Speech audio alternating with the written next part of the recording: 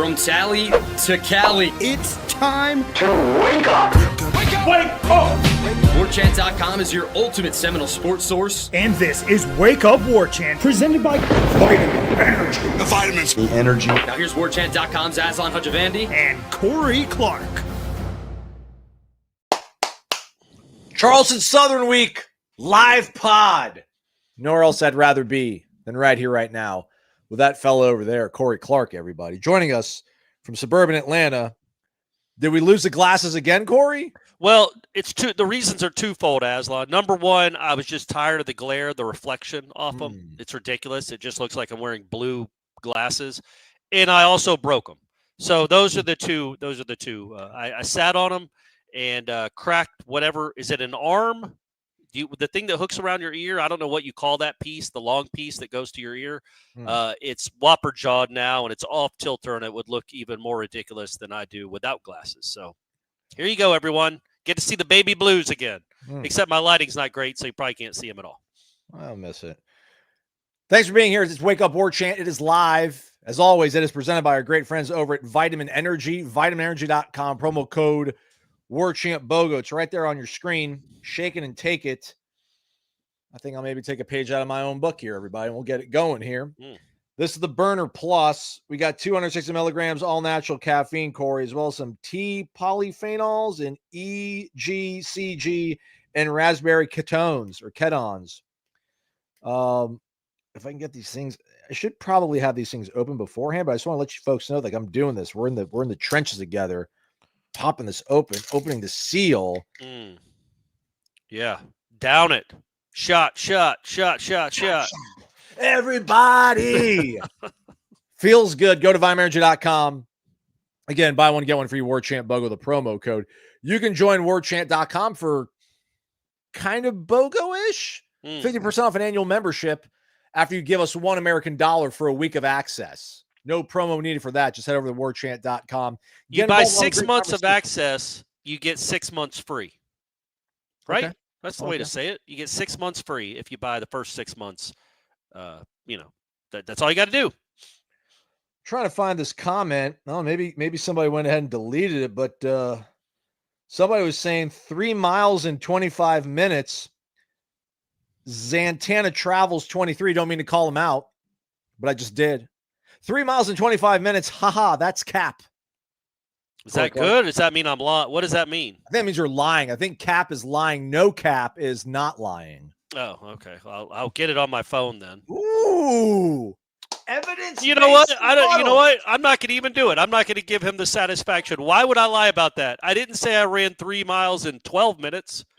25 minutes ain't that. I mean, it's like more than a 7-minute mile. It's nothing. It's nothing special, and that's what I did. Nothing special. He's a. What kind of avatar is that? He's a. No, I can't see it. All the AI freaks me. You should not be allowed to have AI generated images for an avatar. I don't know. I'm not saying that you need to show us like exactly who you are, but like I'll just deal with the egg. That could be from a video game. I don't know what that is. Anywho, he says, I believe Brad White, that's the defensive coordinator at Kentucky, is the closest thing to a sure thing we can get for a DC hire. Hope we can pull him away from Kentucky. I saw on the Twitter machine he was supposed to be on some show. I don't know if it's some sort of coach's show over at Kentucky, but he has recently been replaced. So somebody else is supposed to join some Kentucky broadcast in his stead. So take with that whatever you choose, ladies and gentlemen. I don't disagree. I think a guy that's been a DC at Kentucky for the last, what'd you say, 8 years? 8 years, yeah. Yeah, man, that's and it's not like they've been up and down. They've had a pretty solid to very good defense that whole time because that offense has basically been awful. Not awful. It's been mediocre ever since Stoops got there. They win the games they win almost solely because of their defense. Amen, brother. Now, thanks for being here, everybody. Hit the thumbs up if you're just joining us. We'd appreciate that. That just pulses this video out across the World Wide Web and the internets. Gets their attention, pulls them in. Come on, hang out with Corey and Aslan. They're talking Noles. I know a year ago, this might have been a little bit more relevant, but I did want to bring this up, Corey. It comes from our guy, or maybe our gal, Trailer Swift. Do you all think the SEC is complaining about rankings because they don't want to have to play Big Ten teams on the road in the winter? Right now, the SEC has 4 teams in, so they must be worried about how the NFL playoffs go. Massive home field advantage to those used to the freezing cold. It's certainly a fair idea, theory. I would say SEC complains because the SEC complains. They're complaining got them a team in last year before they pre-complained. And got Alabama in. And yeah, that's just, I think it's funny. It did amuse me because there was so much backlash, and I wasn't on Twitter a lot, but I saw enough from a few national columnists about Indiana and how everybody's criticizing Indiana and how absurd it is that the SEC might not get a 5th or 6th team in because Indiana wants to get in. And it's like, yeah, man, were y'all not around last December? The SEC is going to get in what the SEC wants to get in, period. So they are not going to be – the SEC will never be shortchanged, ever. Even though who is the best team that really legitimately, like who's the best non-conference win that any of these teams have? Georgia has Clemson, right? That it? Notre Dame's got A&M. No, I'm sorry. I meant for the SEC. Oh. Non-con? Yeah, that sounds about right. I mean, Texas beat Michigan, but Michigan obviously not. Yeah, Michigan's. So they get credit for all these wins against themselves. It feeds itself. It's just what always happens. Alabama didn't get discredited for needing a miracle to beat Auburn last year because it's Auburn. So that's how the thing works, man. Because Auburn is an SEC team. If Florida State would have needed a 4th and 30 miracle to beat Duke, they would have fallen out of the rankings completely. That's the Iron Bowl, man. It's a little bit different, but I get what you're saying. You know what I'm saying. Auburn wasn't any good last year, and Alabama did get penalized for barely beating them at all. Here's my thing, and I don't know how loudly or vociferously the SEC is complaining about this. I think that's a beautiful bracket, man. I think that's a beautiful bracket. You've got access to smaller universities, smaller schools, BYU, Boise's in there. ACC gets a seat at the table. You get rewarded for winning your conference as a power four, whatever you want to call it. ESPN's doing their television partner a solid and still giving you a spot at the table there. And I don't know, man, I guess Tennessee can be angry that Indiana gets in ahead of them, or maybe Penn State. Because I mean, again, Penn State might have anything that you apply to Indiana can probably also be applied to Penn State at this point about who they've played. Right. I mean, Indiana has not beaten anybody that is above like the top 8 in the Big Ten. They beat everybody that's in the lower half of their conference. I think they've beaten the bottom 7 schools in the conference. Yes. Which is crazy. But again, my counter to that is they ain't squeaking by. They're pummeling these teams. They average winning by 30 points a game. So I could understand if they were beating these teams 24-21. They aren't. Other than Michigan, they're beating everybody by 35 points. That should count for something, I would think. All right. But yeah, I love it. That way that's set up, that's going to be a fun month, man. It's going to be a really fun month for college football fans. Tub butter. I haven't bought a tub of butter in a while. Usually the butter I end up buying is stick covered in like foil. It's like wrapped. Oh, okay. Wrapped right. butter. Yeah. Wrapped All butter. Right. Would you prefer to have someone like Dan Mullen with no players to bring along, or an offensive coordinator candidate with some talent? Why wouldn't you want somebody to bring you talent? Well, to bring somebody with them. Like, I guess the thought would be, okay, say it's the UNLV OC. How much talent is he bringing you from UNLV that's going to be like legitimate all-conference type talent in the ACC? So if you're not, but if you're getting I don't know, man. Again, the one I keep coming back to is the OC at Tulane, because he's the QB coach and that QB is good. So that's a factor. That would be a factor for me if I'm weighing. It would be, okay, is he coming along with that quarterback? Okay, that might change my thought process a little. Yeah, I don't know. But Mullen's got such a great track record, man, and he's produced a lot of NFL players. I would think that wouldn't. I don't think the guys you would get to be brought along, if you really think Dan Mullen is by far the best choice, and I'm not saying anybody does, but if you did, I don't think the fact that some guy might bring a few players along would dissuade you of going with Dan Mullen if you think that guy's legit, and he'll get you players eventually. Players will want to come play for him. JC6782. What happened to my audio board? It's not even here. What's going on? Get it We're together, falling apart Aslan. over Come here. on, dog. Come on, dog. Here's the theory. Does it seem like the receiver room changed because of Mycah Pittman and not Ron Dugans? It just seems like Mycah brought something to the table that changed that identity. Man, it's a fair theory again. Where is Mycah Pittman, by the way? Didn't he just bounce from Utah like before the season? Is he even on a team? I thought it was at Utah. The Utah game I was watching the other night, or maybe it was against BYU. I can't remember. Did they lose? I can't remember. I was watching them against Colorado. They said that Mycah Pittman had left the program.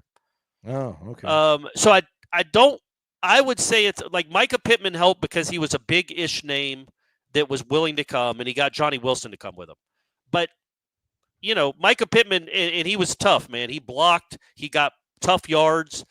It doesn't seem like that really rubbed off on anybody else. And then I just think last year was Johnny Wilson and Keon Coleman. Now, maybe Keon came because of Mycah Pittman. I don't know why he would have, but I don't think so. I don't think it changed. I don't think Ron Dugans I don't think it had much to do with Mycah Pittman, I guess. What do you think, Aslan? It's a good theory, though. It's a fair theory. I mean, I love our guy for throwing $5 at us. Thank you, JC6782, but that's a bridge too far. But maybe he's saying, like, you know the thing, though? Okay, I'll go back on it a little bit. In 2022, you know what they did do a lot? They blocked their butts off on the outside. Pokey Wilson would at least try to block people. Mycah Pittman brought that toughness and tenacity that even though it wasn't a very talented wide receiver room, save for Johnny Wilson, those guys really did seem to take pride in being physical blockers. And then last year you had two athletic freaks in Keon and Johnny that didn't seem to be mind blocking either. But yeah, since then that has completely disappeared. But I don't know if it was the Mycah impact, but he certainly didn't hurt that room at all. Yeah. Shortest guy on the field, smallest guy on the team, being one of the toughest guys on the team, that can help. Well, there we go. Here's a hope. Aces 352. By the way, that generated image, that AI generated image, is apparently a character from the Resident Evil franchise, a character by the name of Leon Kennedy. See, told you, man. People know that kind of stuff. Look at Corey Clark. Well, I figured it was a video game. It looked like a video game, from what I could tell without my glasses. What are we looking Aces at here? 352 looks like a big Wonder Woman fan. Okay, yeah. That avatar says 32516. That movie came out a while ago, I guess. I would also say this is attractive. Is that I can't remember her name. The new Wonder Woman, Gal Gadot. And she's stunning, buddy. Linda, not Linda Hamilton. What's her name? Linda Evans? No.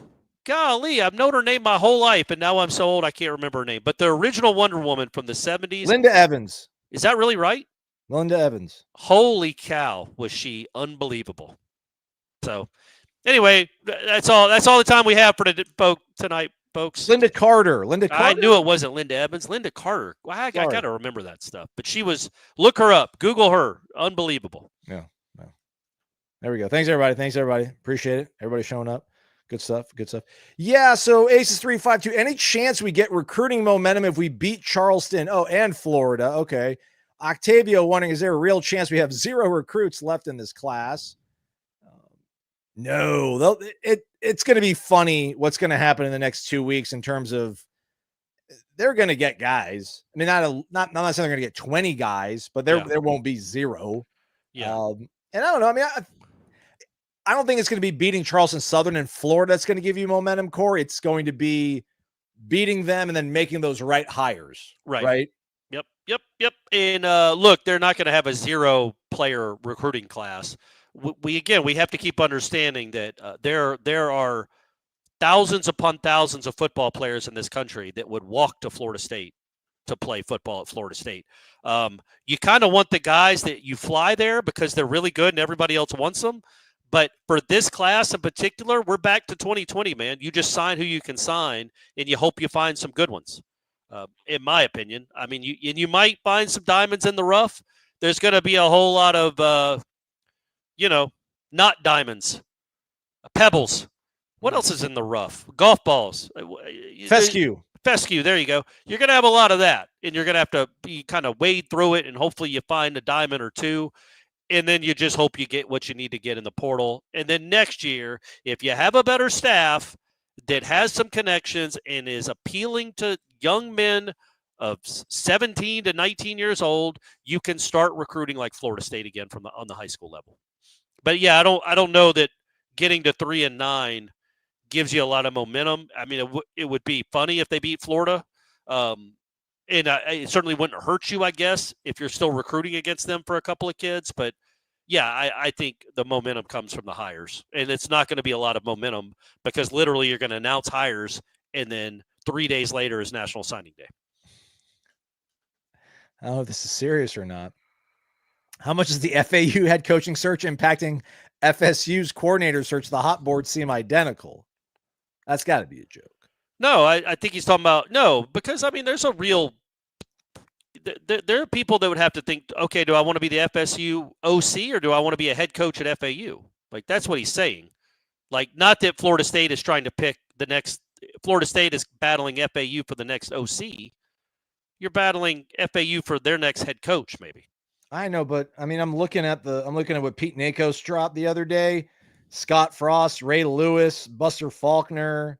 Well, Buster Faulkner could be one, maybe. I mean, he's a Georgia Tech guy. By the way, a little trivia about Buster Faulkner. He played football at Parkview High School up here in Gwinnett County, and Jeff Francoeur was one of his teammates. Caught like 15 of his touchdown passes, I think. Oh, wow. Okay. So that's something, everyone, if you cared. Yeah. I don't think anybody's gumming up Florida State's coordinator search. I don't think Buster Faulkner is like a real candidate. I would think something you would worry about is like with a Craddock or a Marion or somebody else of that ilk that's on their board. If these mid-major type programs are interested in them as head coaches, that wouldn't be crazy to think. Yeah. But then you have to ask yourself, okay, would it be better to be the FAU head coach or the FSU OC? The pay's the same. What's better for my career trajectory? And you could look at the last, 3 guys at FAU? Lane Kiffin worked out well, right? Then Willie Taggart? Not Correct. Really. Correct. Tom Herman? Not really. There might have been someone in between. I don't know. Probably not. But yeah, so it's hard to win at FAU. So I would think FSU OC, if you believe in Norvell and what he can do and what you could do at FSU, might still be more appealing. I had an incomplete thought there. Want to get your thought on it, though, Corey, once I complete it. Okay, great. I don't think an FAU is going to gum up the works for Florida State. I think maybe if anything, and I still think it's kind of a stretch, but maybe the Oklahoma OC job.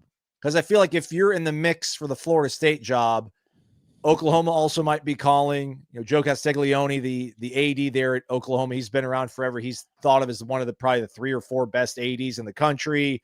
I mean, I read something where him and CAA, Creative Artists Agency, one of the super agents in the industry, like they're already working on figuring out who they're going to get. So I wonder if they're let's say they're battling over Joe Craddock or they're battling over Brennan Marion or whomever. I wonder if that's the bigger threat as opposed to a group of 5 head coaching gig. Yeah, I mean, I don't know how to determine that or quantify that. I think there are going to be some threats. I mean, the deal when it comes to this is you're theoretically trying to hire someone that is very good at their job, and people that are very good at their jobs get a lot of interest from big boy schools. So yeah, there's gonna you got to give them an offer they can't say no to, Aslan. Shout out to our guy AK Dogs, who by the way clarified that microchipping is not a GPS tracking system on animals. Okay, good, AK. And I'm glad he brought up what he just brought up, because as I said it, I'm like, man, I don't think that's right. It was Salmons who ended up being a catcher, a professional catcher that might have actually made it to the major leagues. And then I remember Dustin Wade, because I covered that team when I was at the Gwinnett Daily Post, and that was one of the all-time great Georgia high school football teams. I believe they won 45 games in a row. And they 3 straight state championships. And although he didn't look like an incredible athlete at the major league level, Jeff Francoeur was unbelievable as a high school football player in Georgia's highest classification. I think he had 15 TDs and 15 interceptions in the same season, and then was better at baseball. Travis Hunter before Travis Hunter. Basically, yeah. A Travis Hunter that could play baseball. That's how I've always referred to Jeff Francoeur.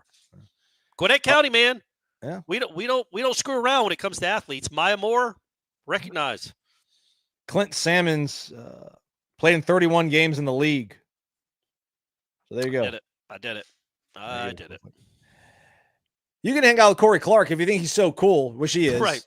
He's even better in person, everybody. Go check him out over at the Corner Pocket Bar and Grill on Friday at 5 o'clock for a meet and greet with he and Jeff Cameron over at the CP. That's 2475 Appalachia Parkway, the Corner Pocket Bar and Grill. What you looking forward to getting your meat hooks on when you pull a chair up or pull a stool up to one of the high tops at the CP, Corey, when you make your triumphant return?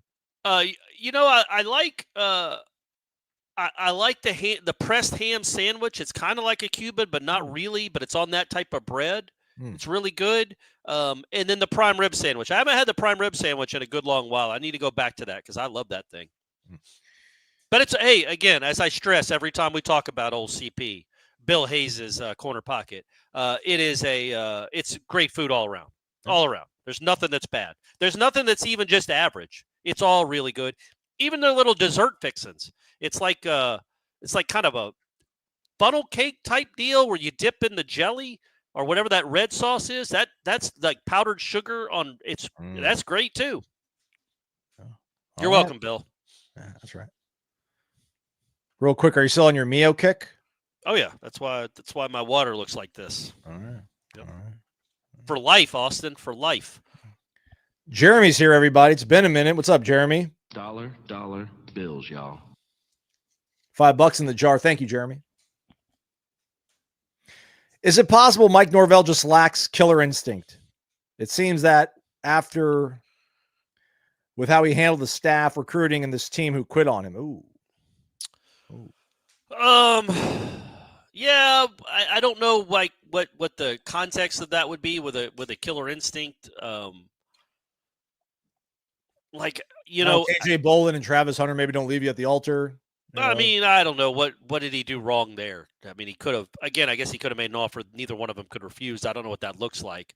I will say this is however you wanted to deem a killer instinct to be. I don't even know kind of what that would be, how you would contextualize that. But competitive spirit, let's put it that way.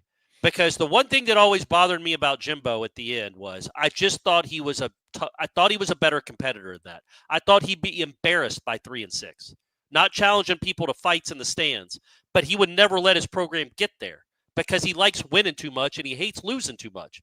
And then it slowly seeped down that losing was okay. Hardly any of those assistants that were good enough for Florida State were good enough for College Station the next year. So that tells me he wasn't getting the best people available to coach at Florida State. And at that time, he could have. Florida State was absolutely a destination job. They were just 2 years removed from a 29-game winning streak. So with that said, this is a really pivotal part. This will be telling, in my opinion. I don't know the answer to that question. I do know, depending on the kind of coaches he hires and what kind of roster he puts together, I think that will tell us more. You know what I mean? Because I do get it, man. If you allow your program to get to a point when it's 2-10, or let's just say go keep it current 1-9, I don't know, man. As I've said on this show and the headlines, I just don't see Nick Saban ever having a 1-9 football team. But let's hope this guy, who I do think is a talented coach, I really do. I think you do too, Aslan. He's got some talent in there. He's not devoid of it. He is not just incredibly lucky. He has some real talent. I hope he learns some incredibly valuable lessons and learns them very quickly and figures out exactly what he did wrong, puts his finger on it, and fixes it. I mean, I think Marcus Freeman thinks Mike Norvell's got killer instinct, calling them timeouts on 4th down. I want the ball. I want the ball. Right. Give me timeout. I want the ball back. I think that's a fool's instinct. But, hey, that's just me talking. That's 2024 Corey talking about the 2024 Florida State football team. We're getting deep here now, man. Octavio says, to piggyback off Jeremy, is Mike Norvell's issue that he's playing a moral game in an immoral world. I don't think that's true. I think old Norvell will get it done, however, by any means necessary. I've never gotten that impression that he doesn't care enough to not cheat. Not say, I don't even know how do you cheat anymore? Literally, what do you do to cheat in college football? You tamper. You call a kid who's doing really good right now, and you're like, hey, we'll give you $600,000 if you come here next year. Hey, man, I don't even think this is impugning Mike Norvell's integrity or character. I definitely think he's got that in him. Got that. Who wouldn't? Who's policing that? Absolutely. I think I have a little bit of character. I think I have some integrity, some moral fiber. And if I was in his shoes, I absolutely would be calling those people. Or I'd have a workaround. I'd have somebody call for me. Plausible deniability. I don't want it, but I would absolutely be looking into all that. Brent Venables said something similar, so I don't know if we want to. And he did, and I want to say this: he did just fire 2 coordinators, 2 guys that helped him build this thing to a 19-game winning streak. He up and fired them. So I don't know if he's willing to do what he needs to do. I think. I hope. Yeah. What were you saying about Venables? Sorry. There might be some concern that I want to respect teams in the regular season and the postseason, the playoff. To which I say, I don't care, man. No.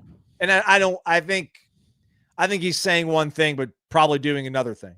Well, and again, I don't think you're saying Venables said that. No, Norvell said that the other day, but Brent Venables said something very similar to where when he was asked about how the search is coming along, he's like, the kind of guy that I'm going to want here with my team is going to be the kind of guy that's not going to want to leave his guys in the lurch. So right. He's going to let guys finish out the string before he brings them on board, which sounds like a noble pursuit, but I don't know, man. It doesn't mean that there aren't deals in place or deals getting done.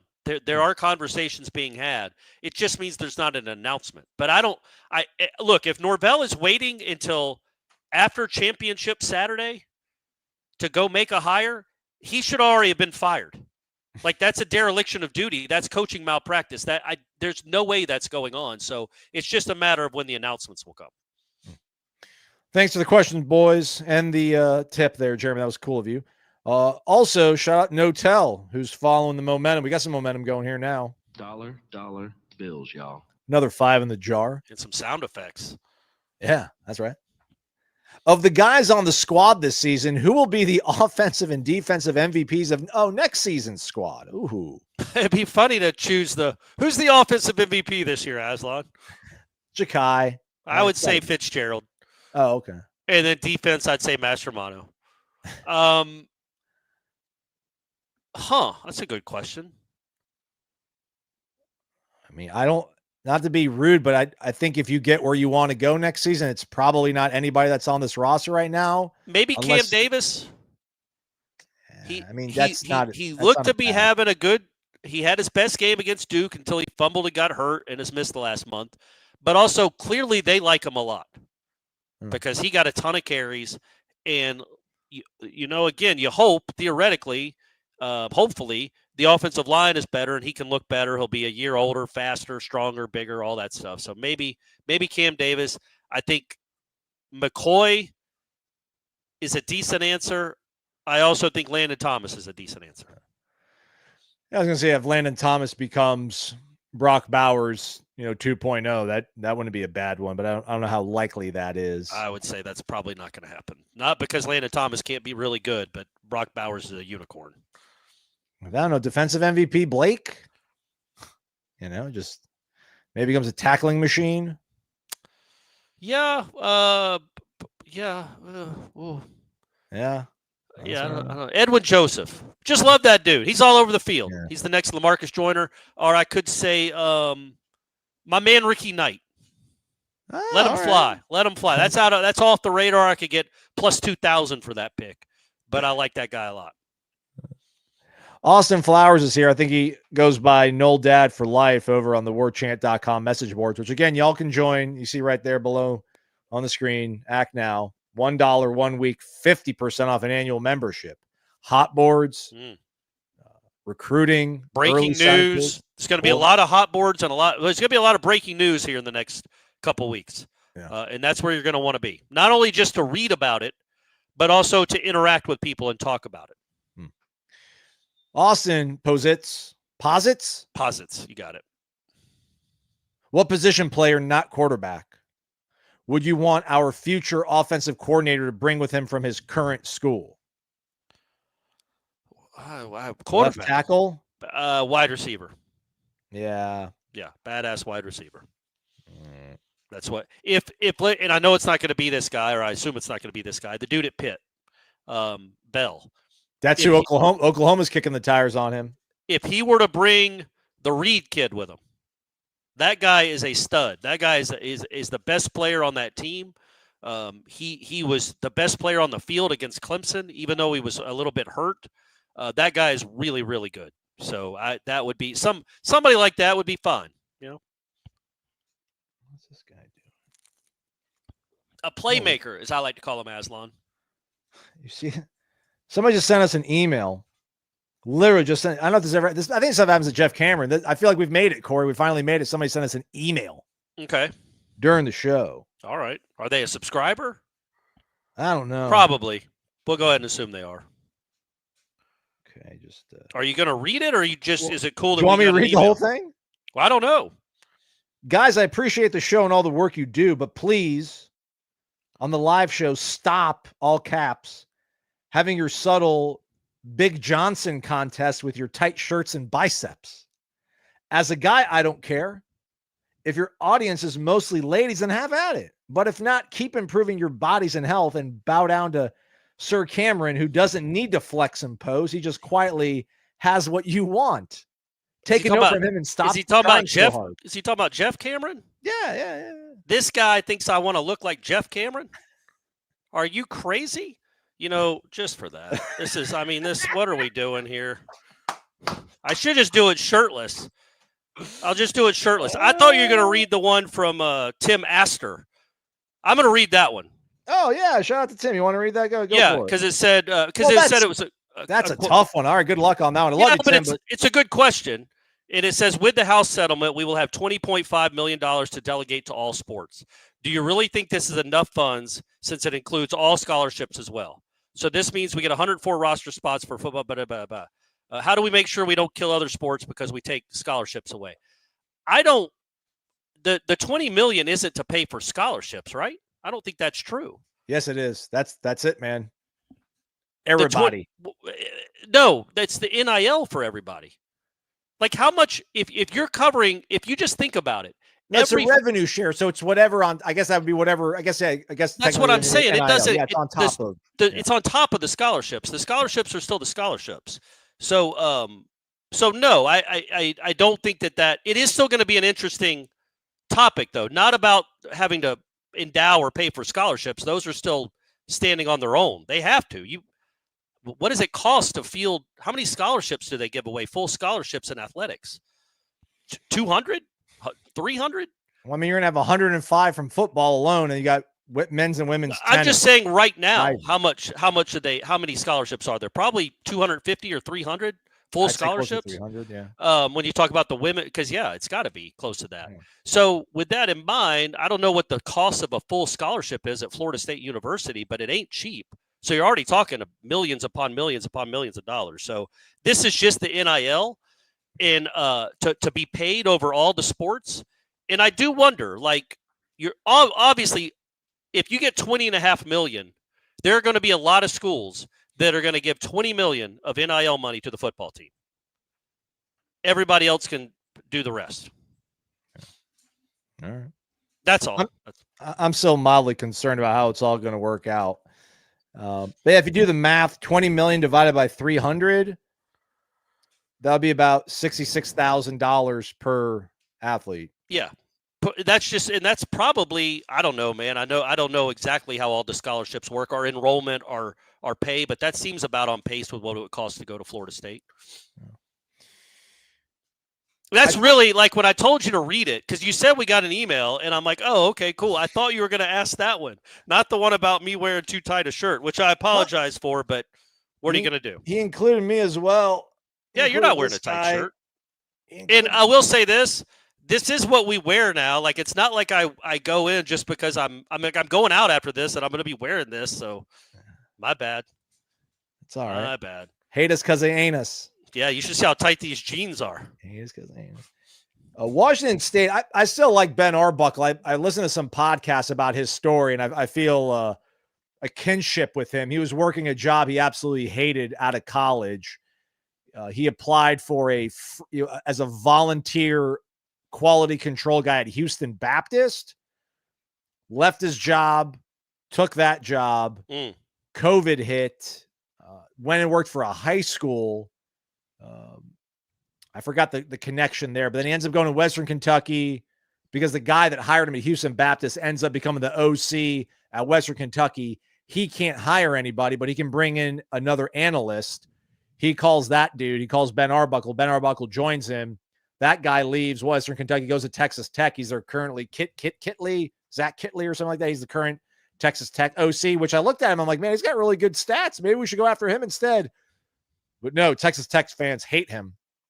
Anyway, so Arbuckle's at Western Kentucky, calling plays, and then he's in New Orleans at the New Orleans Bowl and gets a call at 4:00 in the morning. And one of his, mentors told him, always pick up the phone. You never know who's going to call. So he picked up the phone as the Washington State OC or head coach. He's like, hey, man, do you want to come be our OC? Then he took the job. He's like 29. Yeah.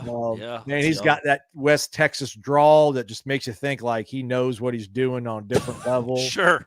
So like Bud Gilmer. Yeah. I want to Coyotes. I want to meet my guy, Ben Arbuckle there. Shout out. There's some good vibes. Philip Korf, $20. Been watching and listening for years. Thanks for all the great content, gentlemen. Please take your shirts off now. Go Noles. No, we're not doing it for you, Philip. But thank you very much, man. We do appreciate it. We're trying our best. This has not been a fun season. It hasn't, man. Practice is just. How'd they look today? Because I could be in front of a computer working on a spreadsheet or answering a phone from disgruntled customers asking me where their parcel and freight is. But man, it's a tough watch. I mean, they do some things out there that I would never think high level athletes would be doing, like running into each other, just bad football. I do wonder this, Corey. All right. I've shared with you and Ira in the group chat, the endearing head coach at Charleston Southern, who seems to probably be maybe a little bit underqualified for being a head football coach. You just jinx it, man. He's about to put a 40-10 whooping on Norvell. Here's my thing, man. I just listening to him. I'm like, there's no way Mike's going to lose to this guy. But the one thing I'm not going to say worry. I think Florida State's going to win, and it's going to be relatively comfortable. But when you get to this point in the season, you want to talk about players quitting. I mean, let's see how many coaches, assistants, analysts kind of know they're on the way out. Yeah. Maybe doing some Zoom calls when maybe they should be breaking down film or whatever. Like when you get two bad teams playing against each other and, maybe one team doesn't want to be there, the other one kind of wants to be there. And you get to a point where like it's that whole cliche, like who wants it more? I think Florida State has a superior athletic advantage where that shouldn't bite them in the butt. But like maybe it could be like a gross game in the second quarter still. It might not be one of these things where Florida State scores on their first three drives and Charleston Southern just goes 3 and out every single drive. And then like if it's 10-7 late in the second quarter, it's like, ew. And then who knows what's going to happen. But I trust Florida State for whatever reason to pull it off. Well, I think, Florida State's going to want to be there more than even Charleston Southern. That team, it's their last game of the season. They're 1-10. But this is a bowl game for them. I mean, their coach said, but it's not going to even feel like a. When they knew they were playing this game, I bet they thought, oh man, it's going to be 60,000. Doak's going to be rocking. They're going to have a playoff on the line. It's like, no, you're playing 1-9 Florida State. This is like a scrimmage. This is not the real Doak Campbell experience. It won't be. And it's homecoming, so maybe there'll be more people there than I'm expecting. But, I just think neither one has a great reason to play. One has an absolute superior talent advantage and a chance to actually win a game, which they haven't done in 2 months. So you would think that'd be enough motivation to not only go play hard on Saturday, because I think they will play hard on Saturday, to maybe give it, give it their all Sunday to Friday and get ready for this dumb game and try to go win by a lot. That would be cool. Come on, can't find it. Whatever, guys. I need to gotta do like quick research here. So I like the guy from Texas Tech at first, but then he actually lost to my guy Ben Arbuckle. So right now, shout out to our guy Scott. Don't mean to put your name on the screen and then be mean to you, but I'm sure you're a great guy. And they're currently 9th right now in total offense and 9th in scoring offense. And granted, they don't play the greatest schedule in the world. He did say your hat is too tight, too. Well, because I don't think it was a fashion suggestion. I think it's my suggestion for the Washington State OCs because my hat's too tight. I'm not thinking right. I thought he was saying it like because we wear too tight clothes. Shirts. Then right. it might be the hat. It might be go to the hat as well. Your glasses look pretty tight. I mean, they did get smacked by Boise. That's not great. All right, I'll reconsider it. I don't know. Just it was a cool story. I like his story. You like cool it. Story. I'm telling you, go watch the birth of the go-go offense. Whatever that thing was on YouTube, I watched. It's like 22 minutes. I think you'll like about the Marion guy and just his story, where he came from, the fact that he was at a JUCO in California where he was essentially homeless while he was the best player. He also, I didn't realize this is crazy. When he was at Tulsa and Norvell was his coach, he set the all-time NCAA record for receiving yards per catch. And it wasn't like 3 catches for 150 yards like Deuce Spann had at Illinois. It was like 40. It was like 40 catches for 1,200 yards. It's insanity. And I think he was or still is the all-time leader in career receiving yards per catch. So that's, and then he got hurt. He tore his ACL a couple times trying to try out he tore his ACL in the second to last play of the championship game that season for Tulsa. I think he played for Malzahn. I think Malzahn would have been his coach. So, and obviously Norvell was his position coach. And then, he's been a lot of places and done some good stuff, but it's a really unique story. You might like him too, is all I'm saying. Malzahn OC. I don't know who the head coach was in 2008, but could have been Todd Graham, maybe.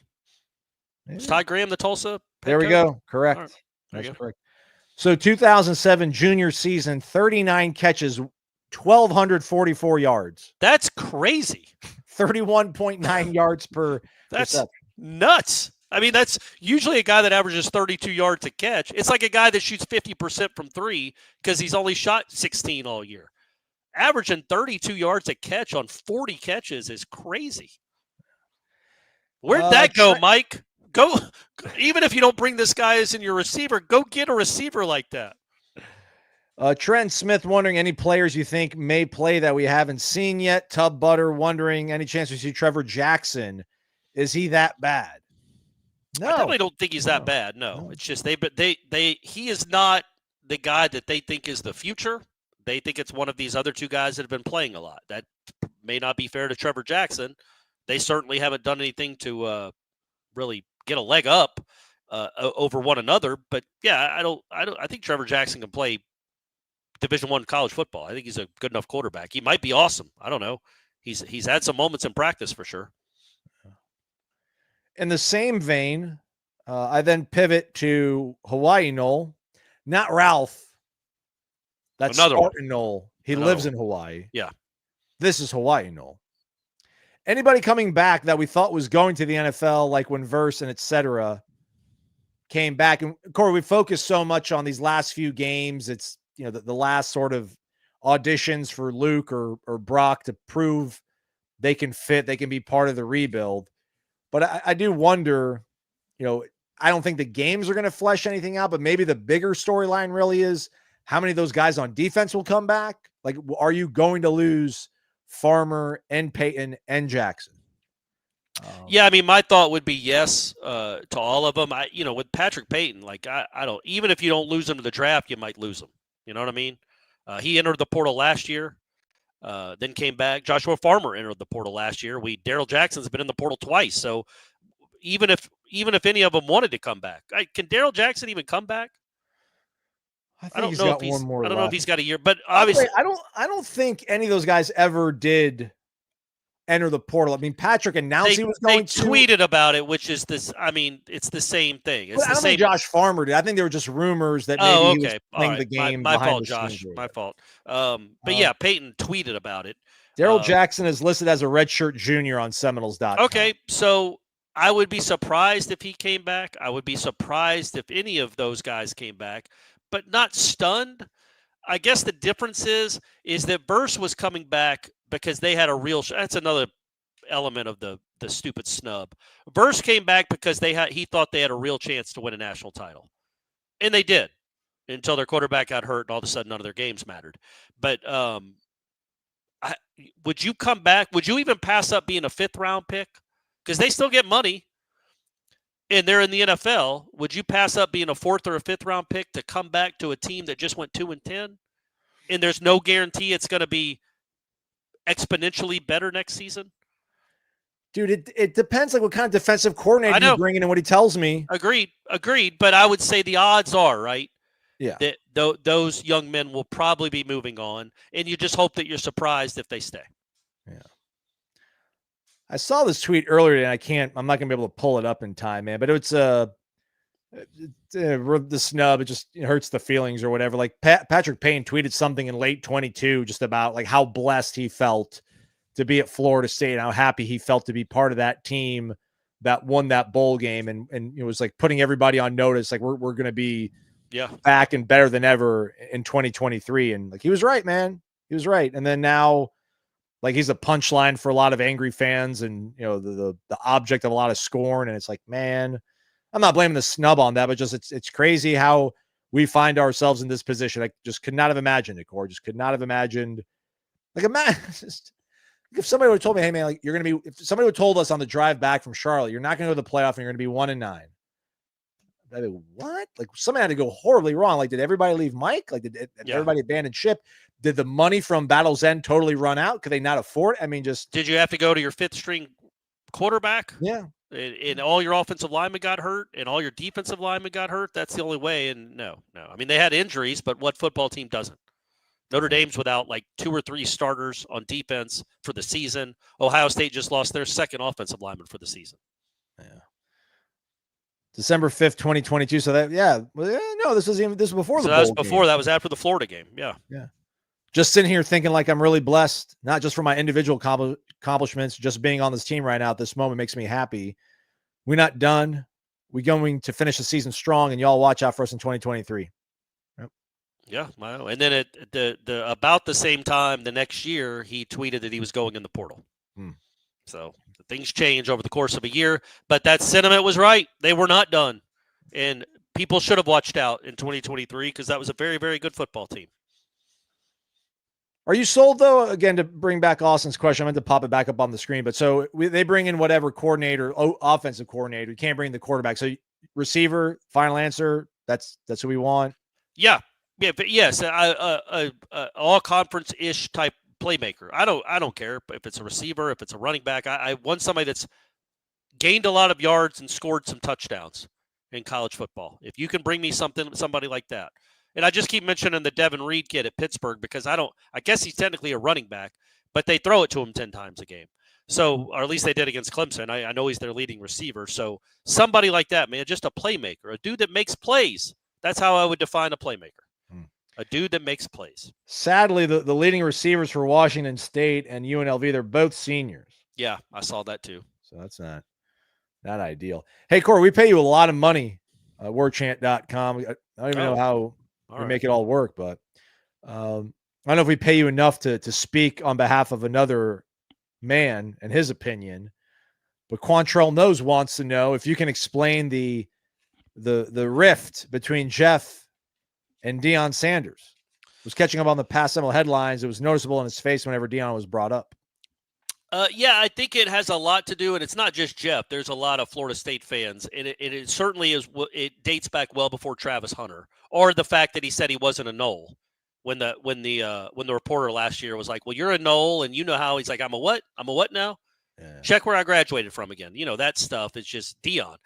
I think it's because he seemed to like really have no time for Florida State after he left. Whether that's true or not, he didn't come back a lot. You see the Miami guys going back to Coral Gables all the time. Deion, who is probably the most famous football player in Florida State history, did not really seem to care that much about Florida State after he left, which is his prerogative. He was very, very good to Florida State. Very good to Florida State. Florida State did some stuff for Deion. Deion did way more for Florida State in that particular time. But yeah, man, I think that it's that. I think Jeff sees Deion as somebody that's always been about Deion. And I don't know if he's had run-ins with him. I doubt it, but maybe heard stories from people that knew Deion or were around Deion that have told him stories. And then, frankly, some of the stuff Deion's done in recent years hasn't looked great. But now, what he's doing right now, perfect. Looks awesome. The stuff he says about not wanting to go to the NFL, that's all great. But, making fun of transfers on Twitter because they say stuff about his program, just stuff that you wouldn't like maybe a head coach to do. But, again, man, you can't argue with the results. I think there's a lot to it. I think it goes back to Noel Devine. And because Deion was kind of a father figure for him and seemingly told him not to go to Tallahassee. But I think it's just from 1989 to now, Florida State has not seemed to mean that much to Deion. It's just in his rear view. And, somebody like Jeff, who's as old as dirt, in great shape, though. Yeah, great shape for somebody that's as old as dirt. Doesn't need to brag about it either. No, man, you see that. There might be a reason he's wearing loose shirts. Just throwing that out there. Let's have some Warchant on Warchant. I'm just kidding. Jeff's in good shape. But it would destroy me in any sort of athletic endeavor. I do think it goes back to that. But then Deion said really nice things about Mycah when he got elected to the Hall of Fame. I don't know. Look at the comment on your screen, too. He did come back for the Independence Bowl. He went to Shreveport, Louisiana to support Odell. He did. And he was, but then the counter to that is he was covering the Under Armour All-American game when Travis Jay and another recruit were playing in the game, and he had them run on the set together, and they all talked and juiced up Florida State. So I mean, I get it. Everybody wants people to do more, but I don't want to go through a laundry list of guys. But there's a lot of Florida State greats that have not hung out a lot. But Deion is different. Deion is Deion. Deion's a one-word name. Everybody, his name rings out, and it would have been nice, I think, for Florida State. It clearly didn't matter. They did all right in the 90s without him. But I think when it comes to even the bowl game, I think some people, if they wanted to be cynical, would say, yes, he was there and he wanted to support he thought it was awesome that his former roommate and former teammate was getting to be the head coach, but maybe he wanted to kind of be on the coaching staff and was upset when he wasn't considered as the coach. But yeah, man, I think by and large, I can't speak for Jeff at all. When you weigh what Deion has meant to Florida State versus some of the things that maybe rub you the wrong way, it's still way up here. Deion did so much for this school just from a cool factor in the birth of the dynasty that made Florida State what it is today. The class that changed Florida State forever is now, it's 40 years. This is the 40-year anniversary of it. The 1985 class. Deion was a part of that, and Deion was at the birth of the dynasty and was one of the big reasons, and he was just exceptionally cool and ended up being the best to ever play his position. And whether he wants to say he went to Talladega or not, everybody knows he went to Florida State. I don't know if he wants. Yeah, I mean, I got it. I know the answer. Everybody knows, but everybody knows he went to FSU. Yeah. That's something that just like people know Michael Irvin went to. Well, he's on the sidelines every week. Yeah. By the way, I know the answer to this question, but I'm going to ask it anyways because I just want to be infuriated before we go here. Well, actually, we got a few more minutes. You stopped when you were getting a Deion. Well, I mean, everyone knows. Everyone knows. Oh, that's true. But the guy right below him was a really big deal too. If we're looking at the 85 class, yep, you got. Where's Deion? Where'd Deion even go? Oh, there he is. Yeah. Nole fan has deleted him from the archives. May give some thoughts to playing baseball at FSU. Also, that's a pretty fun little sentence there to end his write-up. And then Sammy Smith was just an incredible specimen and a really, really good football player. You wouldn't think you'd have so many guys after the S's Yeah, right. That's crazy. They've been at a Y with Yeomans. That's a lot of post S in the recruiting class. But yeah, that's one with Peter Tom and Deion and Sammy. That's one of that's the class that kind of Mickey helped too because that was his first year. But that's the class that turned Florida State or helped Florida State turn into a national power. Our guy Luis also pointing out he was here spring game when Willie was the head coach, which is correct. He was here for that. He was here for that. I know the answer to this question. Again, I'm going to ask it. If Colorado played Arizona State for the Big 12 championship game, what percentage of Florida State fans do you think root for Kenny Dillingham? 90? 95? Disgusting. It's disgusting. I think it's not. Moving on. No, I was going to say, you think that's just an anti-Deion thing. I think it's an anti-Deion / don't want Travis Hunter to get to play in the playoff type thing. Like, that's still, he was a commit for a year and a half. All right. Luis back with another question, which put this in a time capsule and ask us in 2 years. I think because and I feel bad when these questions come up. I'll read it first. Does it feel like we overachieved in 2022 and 2023 and the snub then revealed what we really were? I hope not, since we're keeping Mike. And this is the thing, Corey, that's, we're seeing the videos, the tweets of the practice footage of them doing the drill where they run to opposite corners, turn around and kind of collide. And people like, well, this is why we don't win any football games. It's not physical. We're missing tackles. We're doing all, and they did the same exact thing when they were winning 19 games in a row. Yeah. And a lot of people, I'll give them credit, pointed it out a year ago, 18 months ago. Like, this is a really weird drill. Don't know what they're getting out of it. But, when you win 19 games in a row, you kind of have to sit there and shut up. A lot of people wanted to criticize Jimbo for a long time on the beat, but really couldn't because he was winning games and all of you at home really, really liked him when he was winning all those games. Once he stopped winning games and nobody liked him, then it was like open season. Like, all right, empty out the clip on all the things you don't like about Jimbo. And I hope I never get that way with this staff and in my job with it. But there's things that you watch and you're like, man, I don't think that's good, but what do I know? And they're winning football games. And they won where he was before with it. You know what I mean? Like, that's the way he practiced before. He won there. He turned this from a dumpster fire into a playoff team in 4 years, a 10-win team in 2. And then, I don't – why would this be what they really are? But why wouldn't this be the anomaly? And I'm not saying you're wrong, Luis. It's a fair question, and I think it's a sentiment that a lot of Florida State fans are worried about and agree with. But this could be the anomaly, because I will say this. I don't think when you say they revealed what they really were, this isn't what Florida State football is. This isn't – this is not what Mike Norvell is. Mike Norvell has proven he can win games. He's proven he can win games at multiple schools. He's proven he can go undefeated. He is proven he's talented as a college football coach.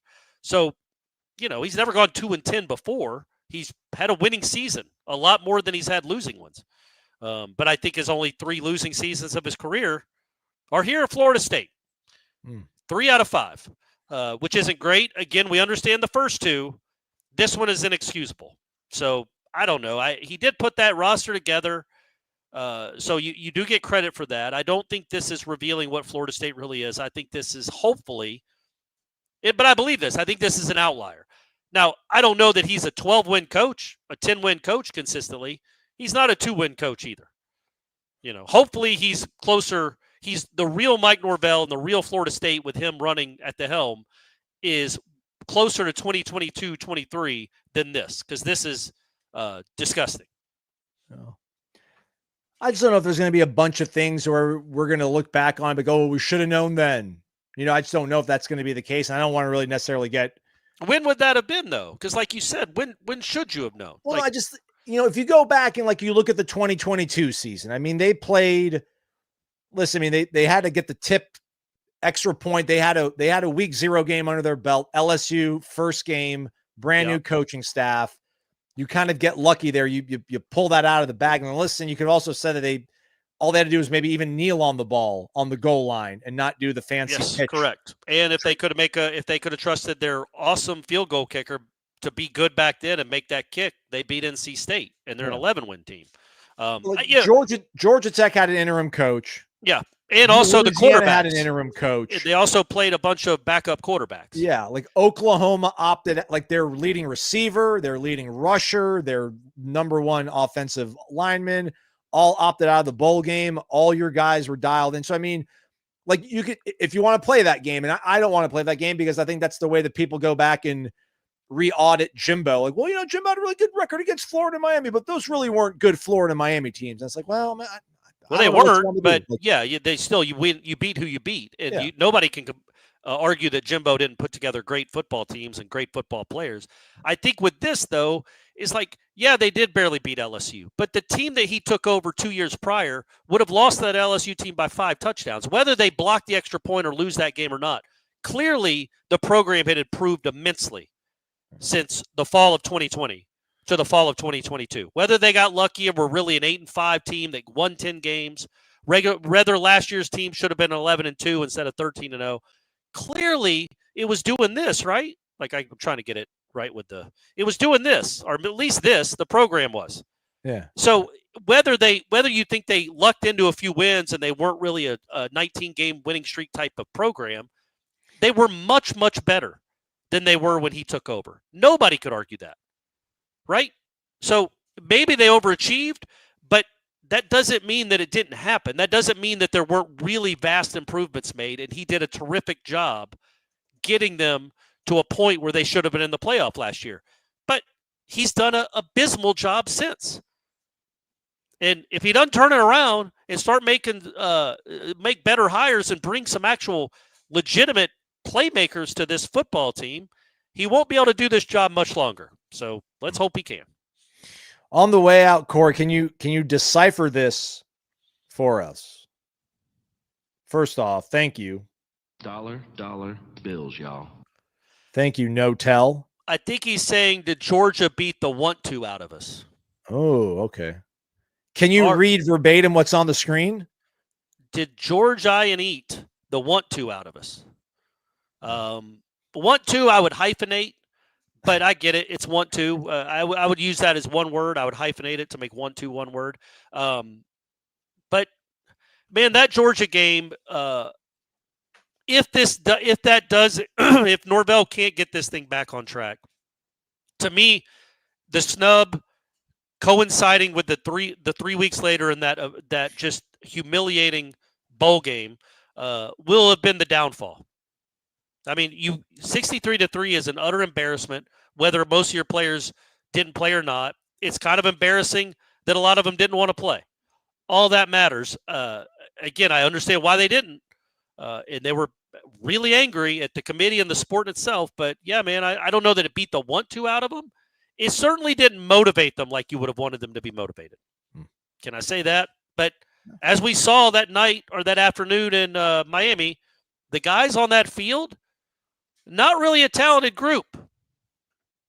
So whether they had the want to beat out of them or not, or they were motivated to the nth degree, maybe it doesn't matter because most of the guys that were playing that day in South Florida ended up not being very good college football players, as Georgia proved, and then Georgia Tech proved, Memphis proved, Boston College proved, SMU. Not Cal. Cal got a whooping now. Cal got a whooping. Sorry, Bears. Sorry. And then everybody else on the schedule. Thank you to JC6782, No Tell, Jeremy, Philip. We appreciate it. Hit the thumbs up on the way out. Stay connected to warchant.com. Who knows what can happen, when can happen, and what could be all happening at any point in this crazy thing called college football. We'll be back with a mailbag show for you folks tomorrow on Friday. Listen to this for your Thursday podcast, obviously. Jeff Cameron Show, 1 to 4 o'clock. Coach Speak later in the week.